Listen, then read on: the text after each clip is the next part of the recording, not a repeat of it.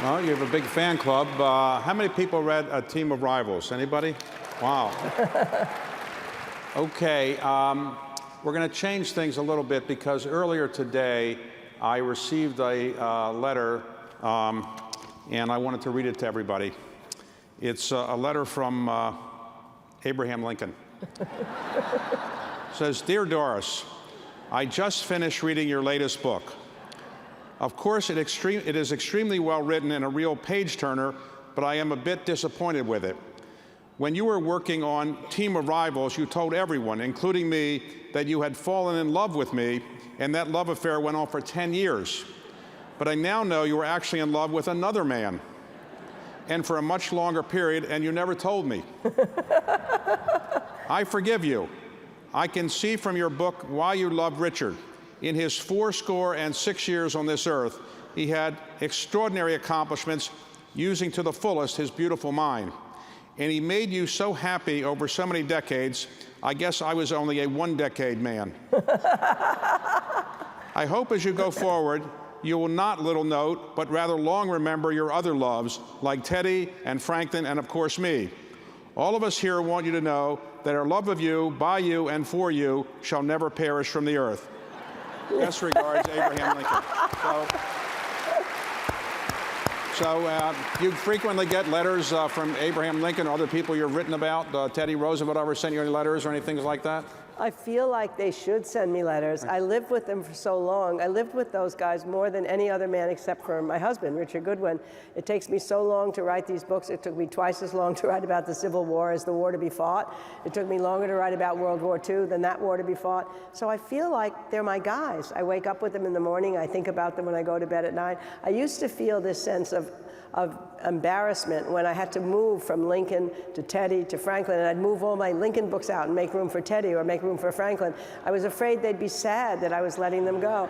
But somehow, despite my feelings for them, this is my first love letter that I've ever gotten, and I cannot tell you what a great way to begin this. So let me ask you, was your husband ever jealous when you're coming every night, you come back, I just fell in love with Lincoln, I fell in love with Roosevelt? Did your husband ever say, what about me? Did he ever say that?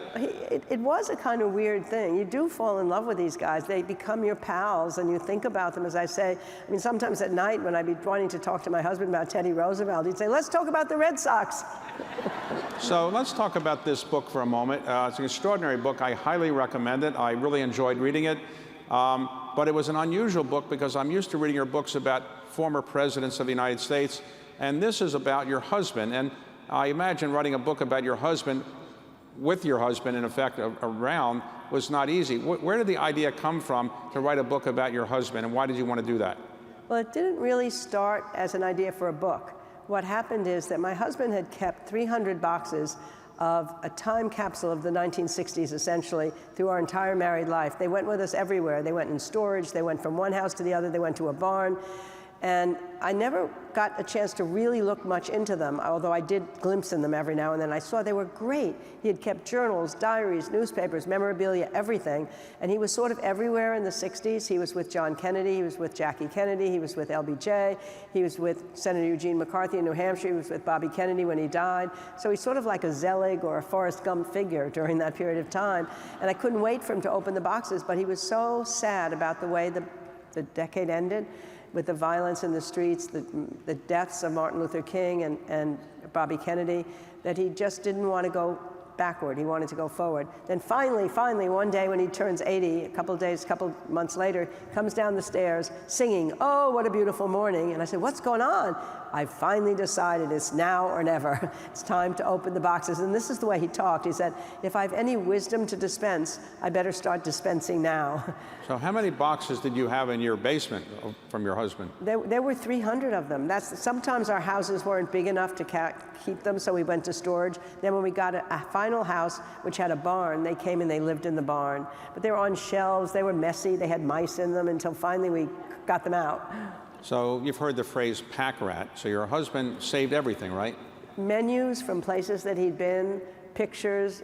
He even had a club from the Democratic National Convention in 1968, a splintered club that a policeman had used on one of the protesters, and that was somehow in the box. But it really meant that he wanted to remember that time, I think, and he wanted to wait until he was able to look back on it with a different mood than he had felt from the sadness, and that's what mattered so much. So as you're going through these books, these materials from your husband, you're with him, and are you asking him questions about it? And did the idea for writing a book about this come to you right away, or later as you were going through the process? No, it really was only later, but the process of going through the boxes with him was really fun because we decided to go through them in chronological order, so we would not know what happened next, which meant, this is what my mentor in history, Barbara Tuchman, said: even if you're writing about a war, as an historian, you cannot let the reader know how the war ended. You just have to go from beginning to middle to end so that you can just live and know what the people at the time knew. So that meant we could enjoy the early days of JFK. We could enjoy the Peace Corps. We could enjoy the excitement of the inaugural address without knowing that, uh-oh, he's going to die. We could enjoy the early days of the Great Society without knowing, uh-oh, the war is going to be coming. And it really made a difference. And the great thing was I could talk to him. Right. I used to talk to my guys. I remember once when my kids were little, Franklin and Eleanor was the book I was writing, and they heard me in there saying, "Oh, Eleanor, just forgive him. I mean, I know that he had that affair so long ago, but you're great partners. Franklin, just know that she's still going to be hurt, but you know that you couldn't be this without her." And they come in and say, "What's going on in here?" And I'm talking to people, but they don't answer me. But now here's my guy. But the problem is he can then come back at me and say, "No, you're not right. This isn't clear. You got it wrong." It was worth every minute of the time. So let's go through, I doubt there's anybody here that doesn't know your background, but if in case there is one person, let's go through it for a moment. You went to Colby College and you won a White House fellowship. Is that right? I didn't get the White House fellowship until I went to Harvard Graduate School, but yes, I did. Graduate school at Harvard, you won a White House fellowship. And at the time, you were not a big fan of the Vietnam War, I guess, right? Correct. And so famously, you wrote an article about why Lyndon Johnson should not be the presidential candidate for the Democratic Party in '68. Then what happened after you wrote that article? Yeah, it was even more complicated than that, which is that when we were chosen as White House Fellows, I was 25 years old. It was in 1967. I was 24, actually. And we had a dance at the White House to celebrate our selection. And President Johnson did dance with me, but it wasn't peculiar. There were only 3 women out of the 16 White House Fellows. But he really danced. I mean, dips down to the floor. I thought it was over. And finally, he whispered to me, "I want you to be assigned directly to me in the White House." But then 2 days later, this New Republic article, which we hadn't even known was going to be published, makes its way onto the world scene with the title, "How to Remove Lyndon Johnson in 1968. So I was certain he would kick me out of the program, but instead, surprisingly, he said, "Oh, bring her down here for a year, and if I can't win her over, no one can." So I ended up becoming his White House Fellow eventually, and then staying with him for the rest of his presidency, and then going to the ranch to help him on his memoirs. And it was a great experience, more than I even realized at the time. It's what made me a presidential historian, because mostly he just wanted to talk to me. He talked and he talked and he talked. He talked as we walked around the streets, the dirt roads of his ranch. He talked as we were in the swimming pool. In the swimming pool, he had rafts that had floating phones on them, floating memo pads, floating pencils. So if he said something important, you could write them down. And I always wondered, why is he spending so much time with me? I like to believe it was because I was a good listener, and he was a great storyteller. I loved his stories. Even though a lot of them weren't true, they were great nonetheless. They were kind of embellished. So famously, he gave a speech on March 31, 1968, in which he said he wasn't going to be a candidate for the nomination and wasn't going to stand for re-election again. Were you surprised that he did that? I was surprised. I think everybody was. I mean, I knew him a little bit by then, not as well as I later got to know him. But I think no one ever imagined that this person who loved politics, for whom it was his entire life, could give it up. Even though he was in a tough race for the presidency, Bobby Kennedy was challenging him in the primaries, Senator Eugene McCarthy in New Hampshire. But in those days, the president had much more power. Their primaries couldn't decide it, and he had the delegates on his side. And I talked to him a lot about it afterwards. He said he just realized that what he really was hoping to do, he had to do, was to wind the war down, because he was told by his military guys that he would have to send 200,000 more troops and then even that, it would only produce a stalemate. He was told that after the Tet Offensive in 1968. So he figured the only way I can wind it down and people will believe it is if I'm not running. So he makes that extraordinary decision. And for a couple days, it makes me so sad to remind me of it. And I thought about it so much with what was going on with President Biden. For a couple days, all of a sudden, everything changed. His public opinion approval had been 57% disapproval. After he did that, was 57% approval because he had done something for principle over politics. And then on April 3rd, finally, 3 days later, after March 31st, he gets word that the North Vietnamese want to come to the bargaining table. He said it was the happiest day of his presidency. On April 4th, he has the plane loaded with diplomats and generals. They're all going to go to Hawaii to begin the process. And he's going to join later that night. And at 5:30, he gets the news that Martin Luther King has been shot. So they have to cancel the trip. Then there's riots in the cities. It never quite gets back on track. So it was so sad for him. So he asked you to go down to Texas with him to work on his memoirs, but you were teaching at Harvard. So how did you do both of those things simultaneously, more or less? Well, it was hard at the beginning because in the fall of '68, when he was thinking about going back to the ranch, he asked me if I would come down and I could live in Austin on the weekdays in order to work on the papers and then live at the ranch on the weekends. And it would be a great experience, he said, for you. You're a president. You're a presidential historian. I'm a president, after all. What do you need? Boyfriends? I'll bring a boyfriend every weekend. You want to travel? I'll be traveling. Because I was being hesitant only because I wanted to go back and start teaching at Harvard, and I wanted to go part-time. So I kept saying, I'll come down on weekends. I'll be there in the summers. Nope, he said, it's all or nothing, all or nothing. So he really got angry with me. He never yelled at me, but he would just sort of ice me out. I was there at Christmas right before January when he was going to be leaving. And Lady Bird saw what he was doing. He would come in a room and not even talk to me, pretend I wasn't there. And she somehow fixed it. So the last day of his presidency, he called me into his Oval Office. Everything else was being dismantled in the White House, ready for Richard Nixon. And I come in the office, and he looks up and kind of grumpily says, "All right, part-time."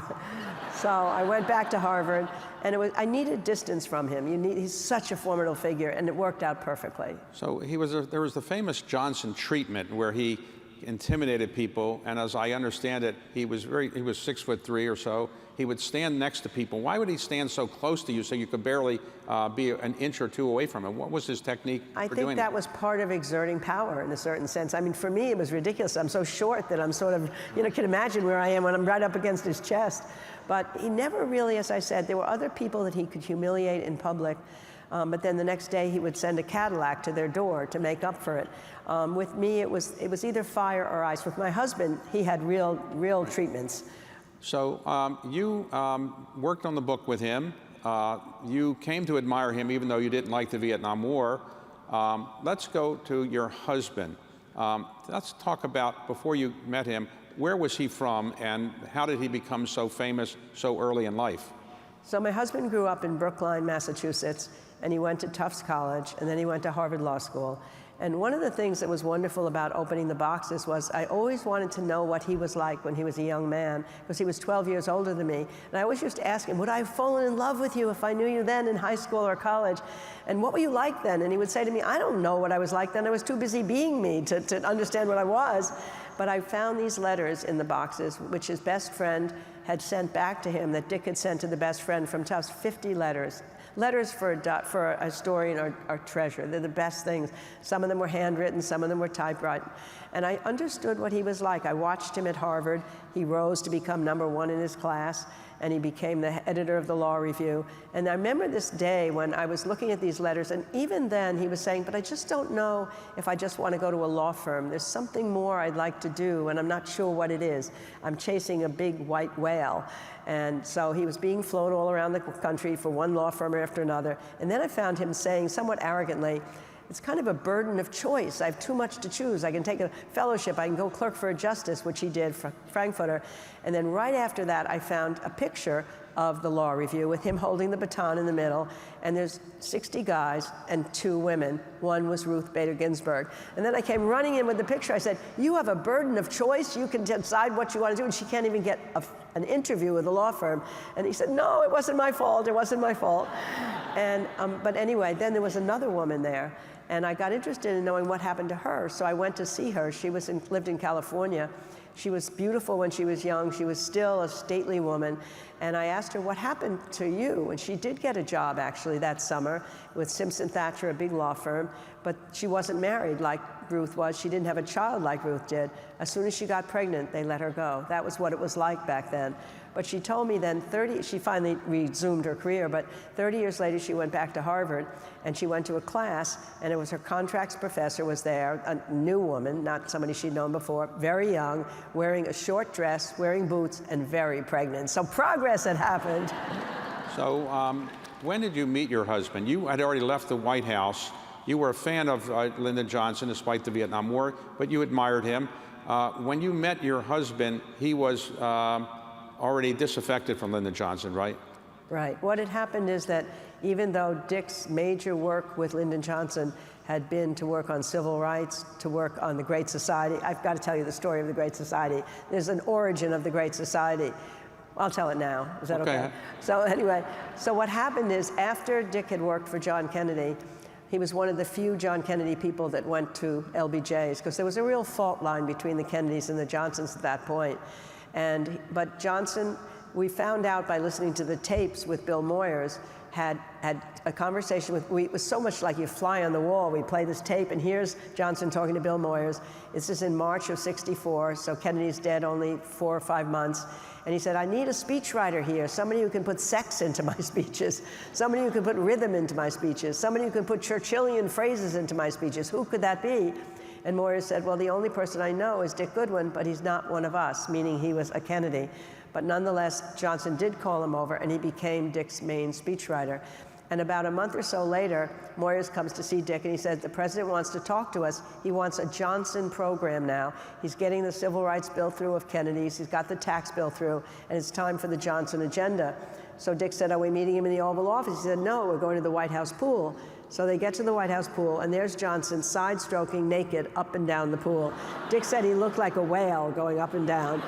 And so then Dick and Bill Moyers are standing with their suit and ties on, and he says, well, come on in, boys. So they have no choice but to strip as well. And now you have 3 naked guys swimming in the pool. Finally, Johnson pulls over to the side, and he starts talking about what he wants for his program. And it was incredible. It was all in his head almost the first night he became president. He wanted Medicare, he wanted aid to education, he wanted civil rights, he wanted voting rights, he wanted immigration reform. He knew it all. And then they decided, well, we'll make a speech at the University of Michigan. That's how they would sometimes, when you want to have a program become something, you make a speech about it at a graduation. So that gave Dick until May 22nd to work on the speech and work out the program. But then they had to come up with a name. So they tried debating different names. It could be the Good Society. It could be a better deal than a New Deal. It could be the Glorious Society. But finally, they hit upon the Great Society. So the Great Society was born in a pool with 3 naked guys. But anyway, a long digression. So anyway, he worked on that, and then he worked on the Selma speech, which I'd love to talk about later too. After Selma demonstrations, the great We Shall Overcome speech that Lyndon Johnson wrote with him. And then he left him in the fall of '65. The war was beginning to heat up, but he really wanted to go back and be a writer. He had a fellowship at Wesleyan. But when he was away from the White House, he then really turned against the war in Vietnam. And the break was pretty brutal with LBJ. Both of them began to really argue against each other, and it was a very sad break. And for the rest of his life, he had grievances toward LBJ because of the war, feeling like the war had swallowed up the Great Society. It wasn't true, and I kept telling him that it's all around us, it's still there. We fought about this. I would say, JFK could never have gotten these bills through. Only LBJ did. And he'd say, yeah, but JFK wouldn't have gotten us into the war, and he was the inspiring one. And it wasn't fun. It made me sad. So you write in your book that he left the White House to go to Wesleyan to be a writer there, and that at one point, though, Johnson did call him back, or aides did, to say, can you help me with a State of the Union speech? Right. So he wrote the State of the Union speech, I forget what year it was. 66. And then after he submitted it, and Johnson gave that speech, and he rode up in the car with Johnson, I think, as well, he never saw Johnson again. Right. I mean, Johnson really wasn't very kind to him when he was back there. What had happened is, in between the time when Dick had left in the fall of '65, he had become close to Bobby Kennedy, and Bobby Kennedy had asked him to go to South America with him. And Johnson followed that trip. He was there for 3 weeks with him, and he was sure that Dick had turned toward Bobby away from him. And the feelings between Johnson and Bobby were really terrible. And so he really had lost his feelings for Dick, even though he needed him for that speech. So even that whole time, he didn't ride up in the car with him. He usually would have, and that was one of the great things he loved to do. But he was so tired and so sad that Johnson wasn't really dealing with him on the speech. He was just getting it and delivering it, and never saw him again. So one of the things that happened that mattered so much to me when we were going through the boxes, as we start, he had, as I say, he had this continuing anger toward Johnson the rest of our lives. But as we started going through 64 on Great Society and 65 on civil rights and voting rights, he began to remember what it was like to be with Lyndon Johnson, what it was like to work on that "We Shall Overcome" speech. And I remember we went to bed one night, and he stayed up almost all night. He said, "Oh my God, I'm beginning to feel affection for the old guy again." And the important thing was that he began to realize that the Great Society had not died because of the war. The war would always be a stain on his legacy, but what he had done domestically was extraordinary. And he had known that rationally, but he felt it emotionally. So it meant that the last years of his life, this is what mattered to me, I think, the most about working on the book. The last year of his life, he softened his feelings, not only toward him, but it meant softening his feelings toward the fact that he had really made a big contribution with LBJ. It was his great contributions. And he realized that they would be remembered, that they weren't gone. And it meant that when he died, he was feeling that great sense of, yeah, the story will be told somehow. But at that point in time, you hadn't met him, is that right? No, I never. We always wanted to meet each other. He later told me he'd been looking for me everywhere I was, and we figured out there were times when we would have been together. For example, we were both at the March on Washington in '63. I was 20 years old, and he was older than me. He was working at the Peace Corps at that point from the White House, and but there were 250,000 other people there, so of course we didn't meet. We were both at the Democratic Convention in 1968. He said he was sure he saw me at Grant Park, but it wasn't so. But anyway, he said, "I was looking for you my whole life." I love that he said that. So what happened was he became close to Bobby Kennedy and tried to talk Bobby Kennedy into running against Lyndon Johnson for the nomination. Is that right? And correct. And then, so he was involved in that effort to convince Kennedy, but Kennedy didn't want to run initially. So he joined Eugene McCarthy's campaign, is that right? Right. In fact, in some ways, that was one of the happiest experiences of his life. He really wanted Bobby. He was so close to Bobby. I mean, they became real friends, way beyond being political allies. And Bobby just thought if he ran, he would split the Democratic Party and that he'd be going against the president, so he kept hesitating. So finally, he just went to Bobby one day and said, "I'm just going up to New Hampshire. Eugene McCarthy's up there, and he's running for the primary against Lyndon Johnson, and I have to do something about the war." So he got up there, and he found all these young kids that were coming from all over the country, and they were, you know, they'd taken off from their college time, or they were coming on weekends. They were coming for months sometimes. They were disciplined. They were organized. They went from house to house in New Hampshire, and they just listened to. New Hampshire was a hawkish state, and they just listened to the people. And the people were feeling this great split in '68 between the old and the young. And here's these kids, they were called Clean for Gene. They cut their beards, they cut their hair, the girls wore long dresses, and they really made a difference. And they won that state just essentially for New Hampshire, for Eugene McCarthy. And Dick said that night, those kids felt like they had changed the world, and that was a wonderful feeling to be part of. So Johnson actually won the New Hampshire primary, right. But McCarthy did so well that people thought correct. that he could continue. And after that, McCarthy, close to victory, not actual victory, Bobby Kennedy changed his mind and came into the race. And what did your husband do? So my husband had told Eugene McCarthy when he first joined him that he would stay with him unless Bobby got into the race. He told him the truth. He said, "He's one of my best friends, but I promise you I'll do everything I can for you until that point." And they were all on the same side against the war. So when Bobby entered the race, then he went to McCarthy. And McCarthy was great. He gave out a statement. Somebody said to him, "Well, what about this Dick Goodwin? He's moving from John Kennedy to LBJ, then he's moving to McCarthy, then he's like a butterfly. Now he's going to Bobby Kennedy." It was a negative article. And Eugene McCarthy said, no, he's like a pitcher. You can trade him to the team, another team, and you would appreciate that. He owns the Baltimore Orioles now. I've always wanted to have a team. So exciting.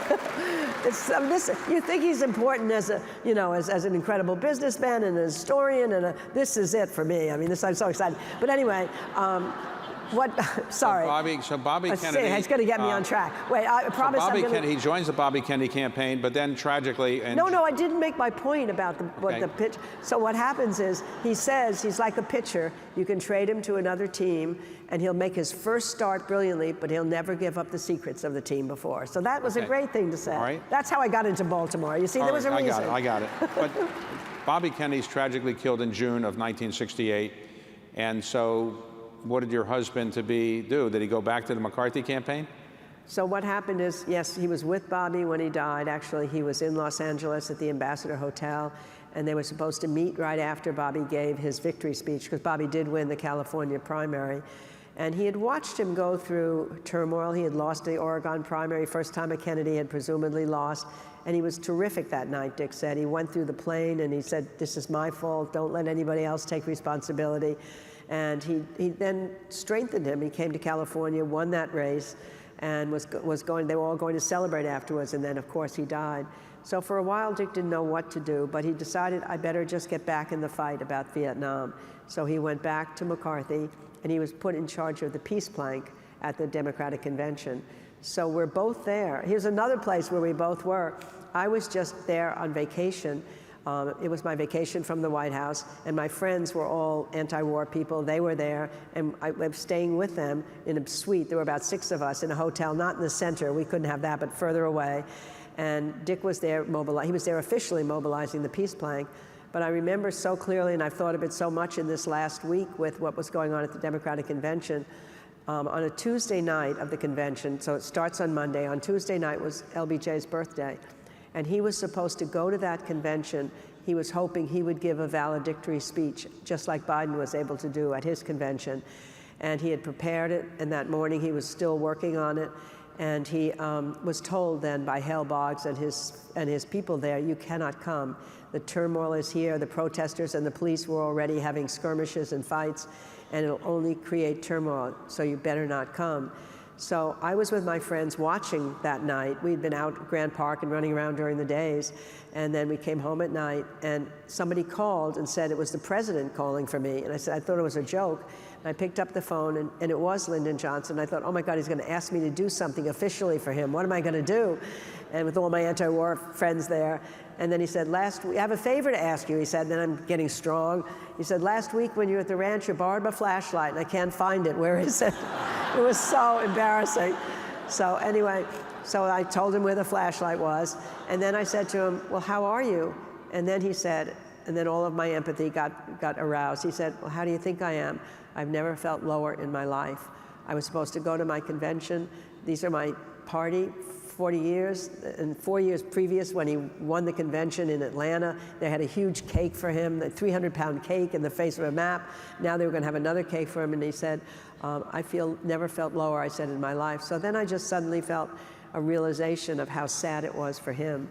So that for President Biden, he at least got a chance to go and say what he wanted to say, even though for him, the sadness, it's really hard to leave the presidency. Even Abe Lincoln, even my Abe, you know, who wrote to me, as you said, he told me in another letter that he wrote to me that, that you want to be the president the second term even more than the first term because it's an endorsement of what you've done, and you want to finish the job. And that's what Biden wanted, that's what LBJ wanted, and Biden, neither one of them have gotten it. Well, to get to the love story, when did you actually meet your husband?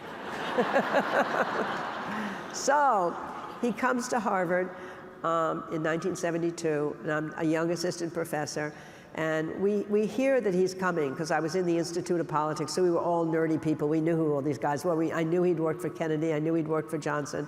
I knew he'd been close to Jackie. I knew a lot about him, sort of, because I'd read magazine articles about him. I knew he had bushy eyebrows. I knew he had big hair, and he sounded great to me.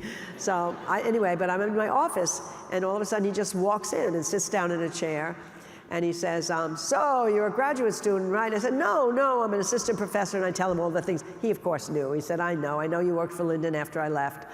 And we started talking that afternoon about Johnson, about Kennedy, about the Red Sox, about all sorts of things. He invited me to dinner. We kept talking, never stopped for 42 years. I fell in love with him that night. Wow. So,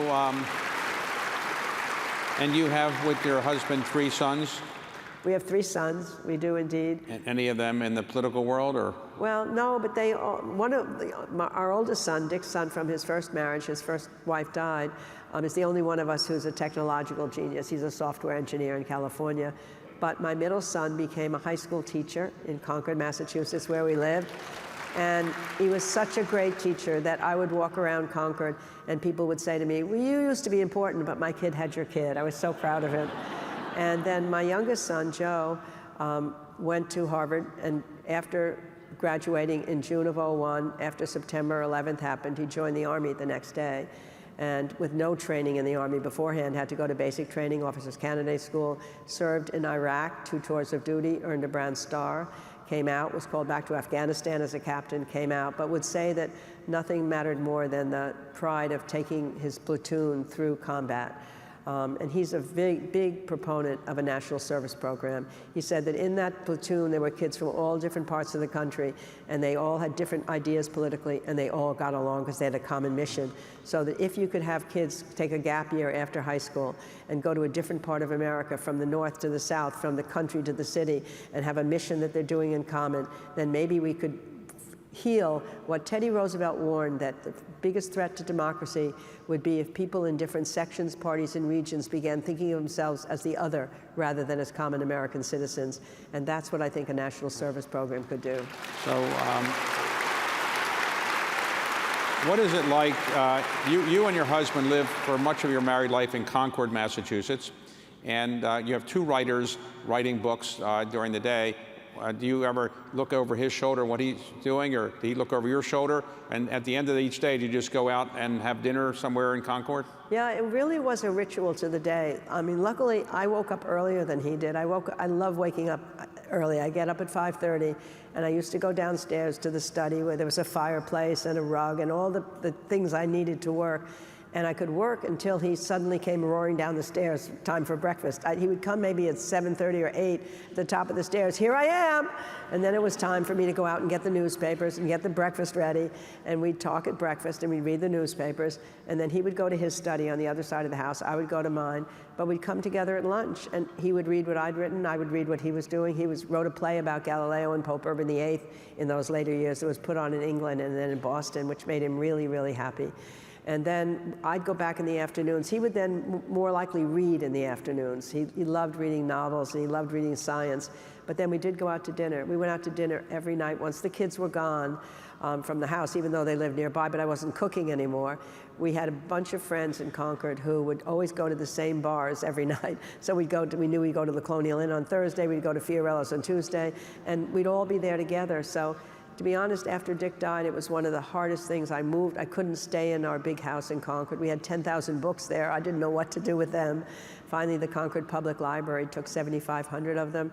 And it makes such a wonderful feeling for me because they created a room in the library. They have Thoreau and Alcott and Emerson. There's a Goodwin room now where high school kids go, and it makes such a difference.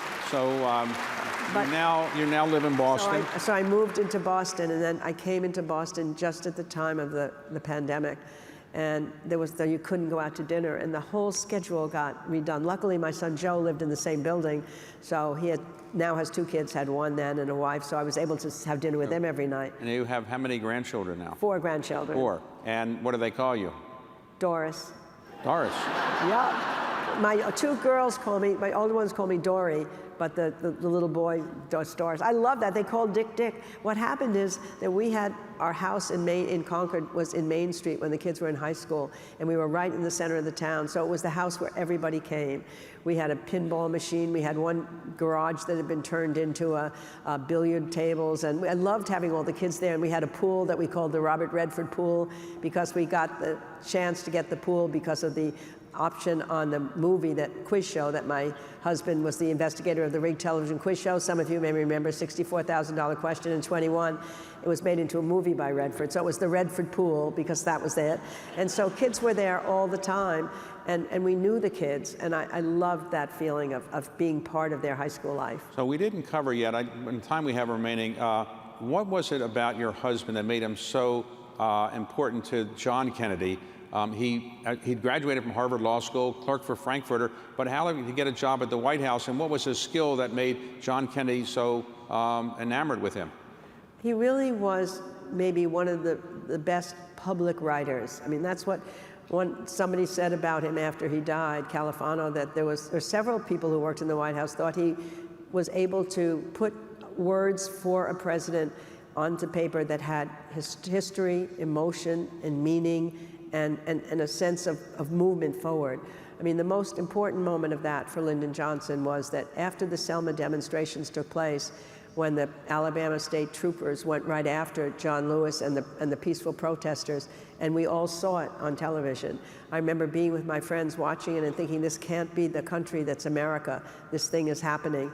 Johnson decided just a week later on a Sunday night to give a speech to a joint session of Congress on Monday night. And it meant that my husband had only that day to work on the speech. And it's an extraordinary speech. I mean, I couldn't manage to do that if I had a month to do it. So he said, I need serenity, he said to Johnson. Nobody can bother me. So he said, I'll just hand the pages out little by little. And they had such pressure under them. So the first couple hours probably, you have to get that first line. You know, as a writer, that's the hardest thing to do. And he finally comes up with an incredibly beautiful line. I speak tonight for the dignity of man and the destiny of democracy.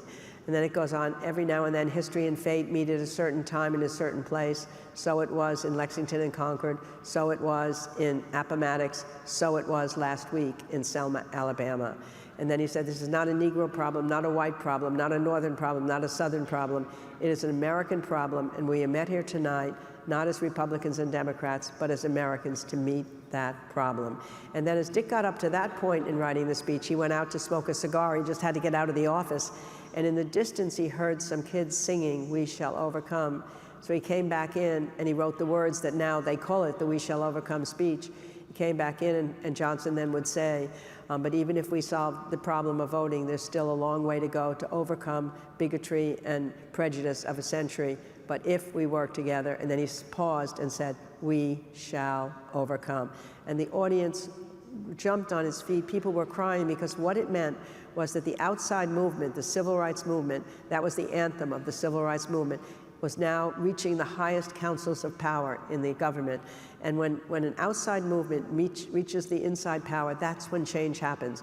That was true for the anti-slavery movement under Lincoln, the progressive movement under Teddy, the women's movement, the gay rights movement, the civil rights movement. It always happens that way, and people knew that that's what happened. And Dick said, as he was listening to it at the well of the house, God, how I loved Lyndon Johnson that night. And I was listening to it too, and I thought, I could never have imagined that a few years later I'd be working for President Lyndon Johnson, or more importantly, even that 10 years later I would meet and marry the man who helped craft that speech. So did your husband, when you were going through all the books and files and letters that your husband had accumulated, did he know that you were going to write a book about all of this at some point? After a while, he was hoping that I would help him to write a book about it. That's what he was, and it really gave him. He was diagnosed with cancer the last year of his life, and he had a year to live from that time on. But the thing that mattered so much was that he cared so much about these boxes becoming a book. Especially, he wanted young people to feel a sense of what people felt in the 1960s, the fact that they could make a difference. And it made him get up every day during that last year of his cancer treatment, excited to work on the boxes. And then nearing the end, he wasn't sure, when he looked at how many boxes were still left, he wasn't sure that he'd be able to get through the end. And I remember he said to me one day, I wonder who's going to finish first, me or the boxes? And I did promise him then that I would do this before he died. And it wasn't easy. I mean, that first couple years afterwards, I had to move, I had to figure out what to do, as I said, with the books. And I just thought it would make me too sad to just have to live with the work on it, which I was going to do with him together. Until finally I realized that I'd spent my whole life trying to, in a quest to bring the presidents that I studied to life through all of their diaries and entries and all their huge archives, and that I really might be able to keep Dick alive by doing this rather than be sad about his death. So I think that's what's happened. I mean, I've been on a book tour now I can't believe at 81 years old, I went to 30 cities and I talked to people and I loved it. It was so great. Okay. And I just, I just kept thinking that, you know, Dick would be very happy. I'm talking about him every single day. He's certainly not dead at all. But I think more importantly than that, what is your next book going to be about? Well, the next book, this sounds crazy, and maybe it is crazy, is coming out in a couple weeks. It's a young adult version of Leadership in Turbulent Times. It's called The Leadership Journey, and it's how 4 kids became president. So it takes you back to Lincoln and Teddy, my guys, Lincoln, Teddy, Franklin, and Lyndon, when they were young. I want young people to be able to see sometimes they see an icon as a president. It seems too hard to imagine I could ever become one of them. So I wanted them to see what the childhoods were like of these guys. And they were hard. They went through adversity. They went through difficulties. And they developed the qualities that we need in leaders. Some of them were born with them. Lincoln was born with empathy, one of the most important qualities. The others developed it. So it shows the development of leadership qualities, leadership, humility, empathy, resilience, accountability, being able to communicate authentically and truthfully, being able to have an ambition that goes larger than for self to something, the team or the country, et cetera. And you want these qualities in your kids. You want them in leaders at every level, whether they're a team leader of a sport, whether they're going on to become something in another field other than politics. So it's really about leadership and the qualities we need in our leaders, the qualities we need in our country so badly right now. So on your famous book, Team of Rivals, if you had a chance to interview Abraham Lincoln, you had one question you could ask him, what would be the one question you want to ask Abraham Lincoln? I think, you know, I know I'm supposed to ask him as an historian, what would you have done differently about Reconstruction if you had lived? But I know that I would say to him, would you tell me a story, Mr. Lincoln? Because when he told stories, especially funny stories, they say his whole face would change. You know, he would smile, he would laugh. I mean, the favorite story that he loved to tell over and over again had to do with the Revolutionary War hero, Ethan Allen. And he told the story dozens of times, but every time I would hear him tell it, I loved it.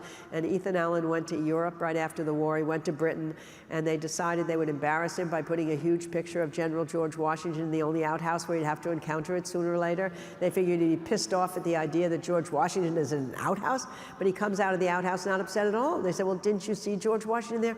Oh, yes, he said, I think it was the perfectly appropriate place for him. What do you mean, they said? Well, he said, there's nothing to make an Englishman shit faster than the sight of General George Washington. So then he would come alive. He would come alive. So if somebody hasn't read your book, your most recent book, I highly recommend that they do so. But what would you like people to most remember about your husband? Oh, wow. I mean, I wish they knew him just because he was, you know, he was just a warm and extraordinary, brilliant character who used his talents to make the country better. And I think that's what really mattered. He was a great character. In fact, you know, when I think back on Lincoln, the story that comes to mind as to what I'm hoping this new book on leadership for young people will be able to do, all that matters mostly is character. That's what my husband had. That's what you want our friends to have. That's what Teddy Roosevelt used to say. You want a leader who's like your neighbor next door, who never promises something they can't deliver, you know, who keeps his word. And the story that I ended the Team of Rivals with was that Lincoln had always wanted to be remembered after he died. It was something that obsessed him ever since his mother died when he was young. But never could he have imagined how far his memory would reach.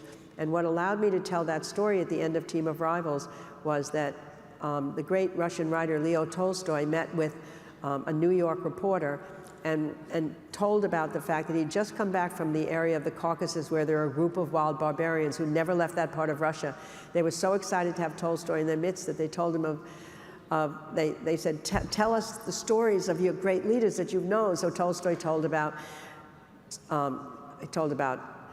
everybody that he knew, only in history, right? Julius Caesar and Frederick the Great and Alexander the Great. And they loved it, but at the end, the leader stood up and he said, but wait, you haven't told us about the greatest ruler of them all.